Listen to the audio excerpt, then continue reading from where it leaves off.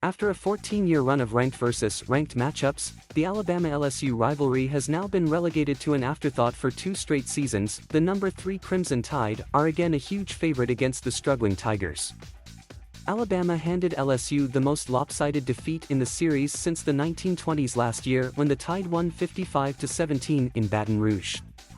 The rivalry returns to Tuscaloosa on Saturday, where LSU had its greatest victory, other than maybe the 2019 National Championship game, under now outgoing coach Ed Orgeron. 2 years ago, Joe Burrow and company beat the Tide 46-41 to snap an 8-game losing streak against Alabama. Alabama-LSU is just another game on the Week 10 schedule, which features only one ranked versus ranked matchup, but a few intriguing upset opportunities.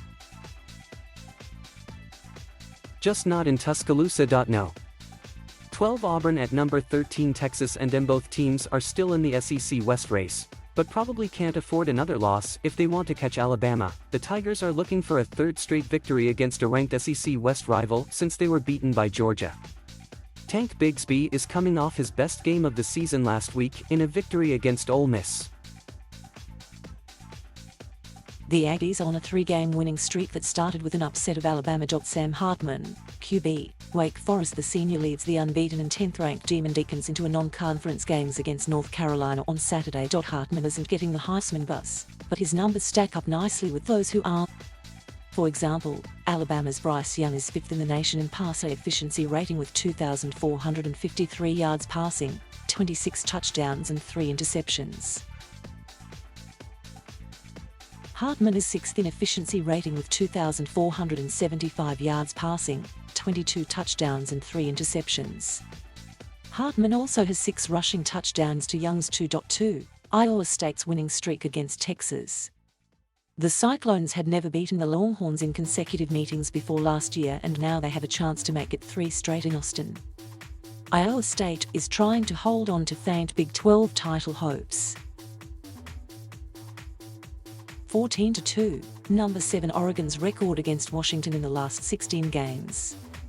Most of them have been blowouts, even the 2 Huskies victories.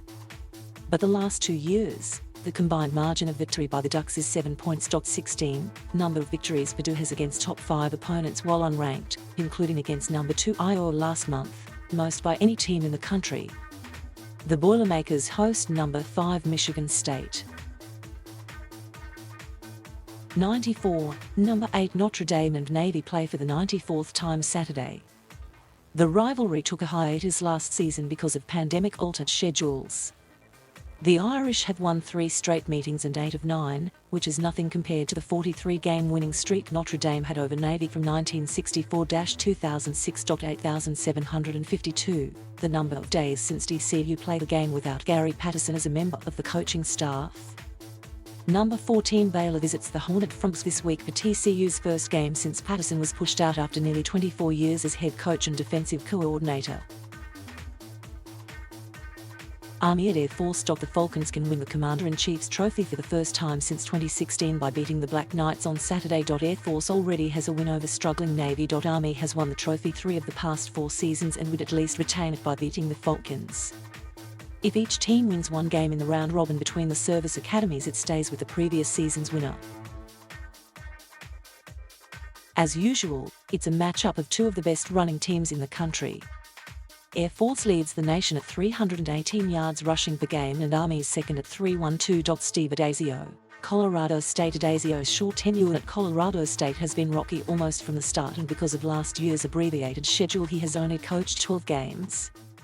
The Rams are 4-8 under him, including 3-5 this season. This is a program that aspires to one day land in a wealthier conference, but has been stuck in the second tier of the Mountain West for a while. Colorado State faces a rivalry game against Wyoming this weekend, looking to break a 3-game losing streak overall. Adazio needs to get this thing turned around quickly.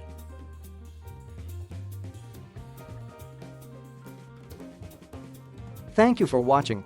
Please subscribe